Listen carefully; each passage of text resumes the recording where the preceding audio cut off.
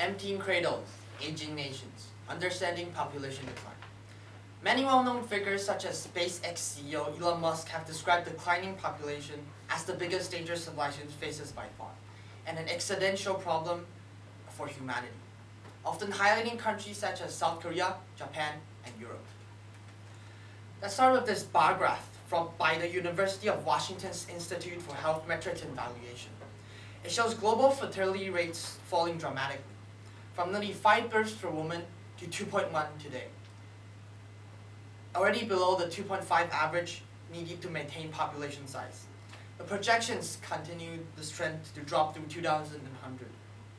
In South Korea, high housing costs, intense work culture, and expensive education make marriage and child rearing less appealing. Japan faces similar challenges, with long working hours and limited support for working parents. In China, past birth restrictions, high living costs, and job insecurity led many couples to delay or avoid having children.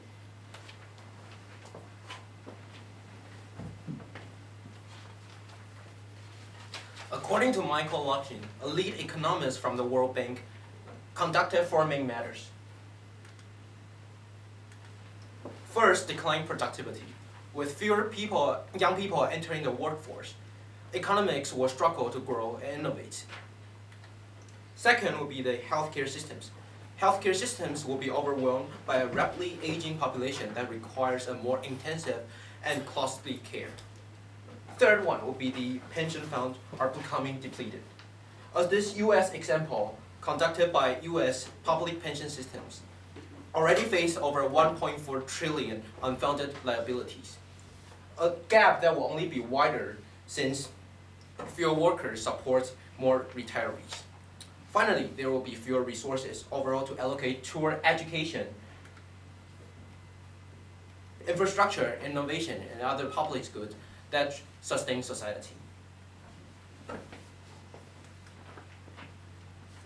Population decline is driven by interconnected social factors, including rising individualism, shifting family norms, gender role conflicts, work-life imbalance, and declining willingness to have children. Among this, individualism is the most representative. According to OECD, public attitudes toward marriage in both Japan and South Korea have sharply decreasing over time.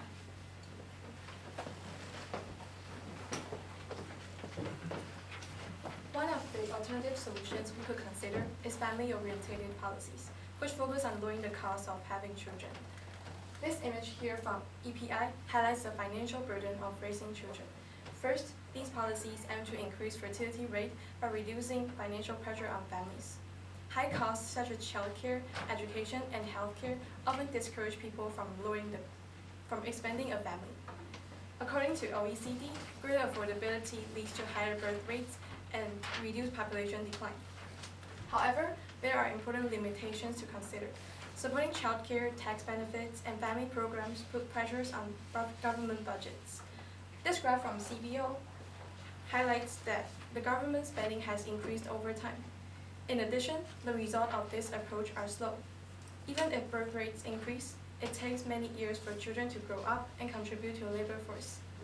Overall, family-oriented policies are effective for supporting long-term population growth, but they are costly and inefficient as a short-term solution.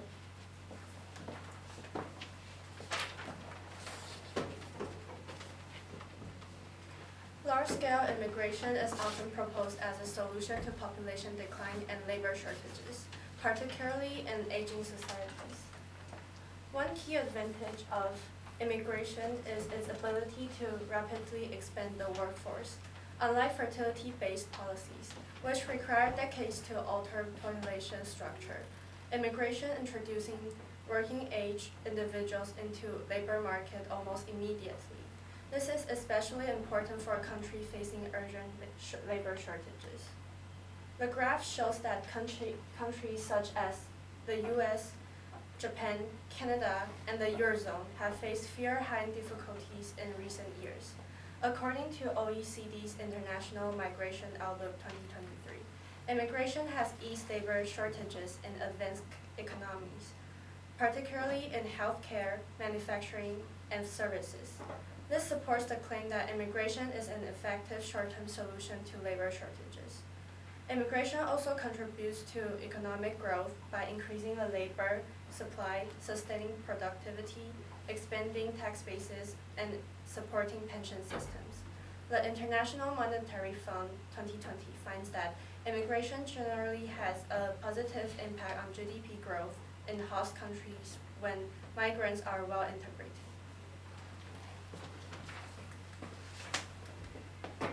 However, immigration has limitations. Most importantly, immigration is not a long-term fertility trend solution. The graph on the right illustrates that OECD average fertility rates have continued to decline and remain well below the replacement level of 2.1 births per woman despite decades. According to OECD 2024 and United Nations World Population Prospect, immigration fertility rates trend to converge with loss of host population over time. This means that while immigration may slow populations aging, it doesn't reverse low fertility. In addition, large-scale immigration can create integration challenges, including language barriers, pressure on housing and public service, and social cohesion concerns. For example, in Germany, 2015 refugees influx strained health and school. This challenge often leads to political resistance. For instance, in Italy, public backlash against immigration leads to stricter policy.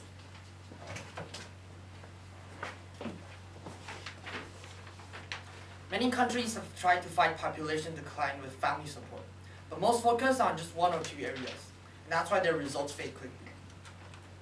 Experts such as David Bloom from Harvard, Annie H. from the Netherlands Demographic Institute had all stated the same idea. Policies related to lower fertility and depopulation may be stronger in combination than in isolation. They highlight how bundled measures create synergies to help repopulate the country. For example, South Korea, Singapore, Hungary, Poland, and even Sweden, the most advanced countries in the world, all mainly focus on economic childcare and on target other aspects such as post-parenthood depression and education. However, France, on the other hand, is successfully battling its declining population with multiple supporting aspects, such as generous childcare, tax breaks, and financial aid, with boost fertility. According to this graph by ResearchGate, France has changed the population pyramid from an upside-down pyramid to a more even-out graph. Our team's comprehensive family support package is even better. It covers every major challenge after a baby is born. Economic relief through monthly payments and tax breaks, universal affordable childcare, real work-life balance with long paid leave and flexible jobs, and emotional and mental health support through free counseling and parenting groups. By addressing all these aspects together, not just one, we create a system where couples can have infants freely.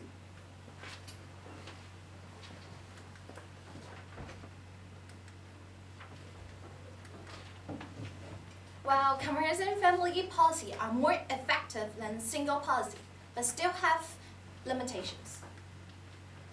The OECD notes that such policy requiring a long-term public spending, placing heavy pressures on governments.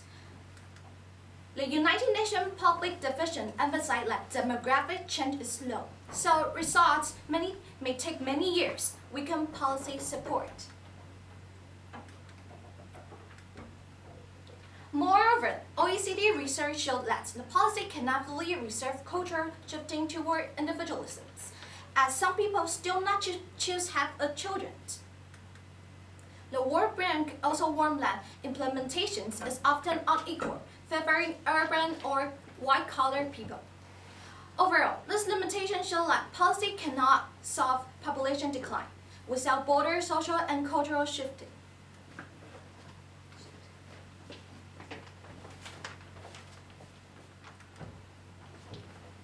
Population collapse is a structural global challenge, not a temporary blip. A single policies like cash bounces simply don't work. However, the immigration will sustain society in short term. However, it wouldn't replace the higher fertility. The real solution is to provide a comprehensive package that makes raising children easier and more value to benefit society in different situations. This offers true long-term sustainability. Here's our works cited pages. Second page. And that's the end of the presentations. Thank you for this presentation.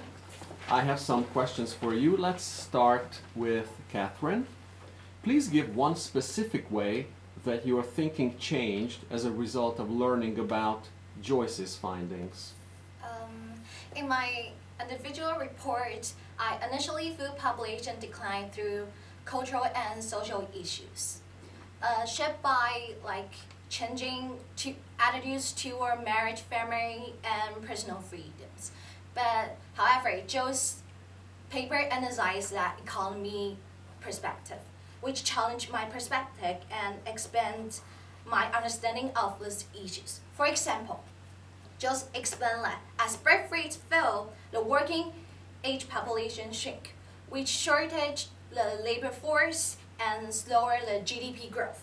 She also pointed out that populations increase government spending on healthcare and pensions, while reducing tax revenues, creating a long-term pressures on national budgets. So this example helped me to see that population decline isn't just about fewer people choose to have a children. It's more about how economies struggle. Thank you.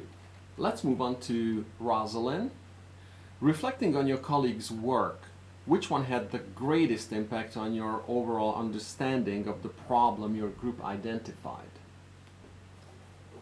Based on Catherine's work, her research had the greatest impact on my understanding of our group's problem because it clearly reframed how declining fertility as cultural and social issue, not just an economic one.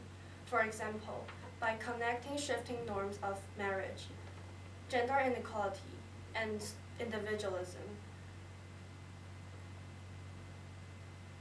Catherine was able to explain how these contribute to discouraging marriage and procreation. It is with her perspectives that I was able to understand that relying solely on government incentives is not enough to turn around population decline. Thank you. Let's move on to Gino.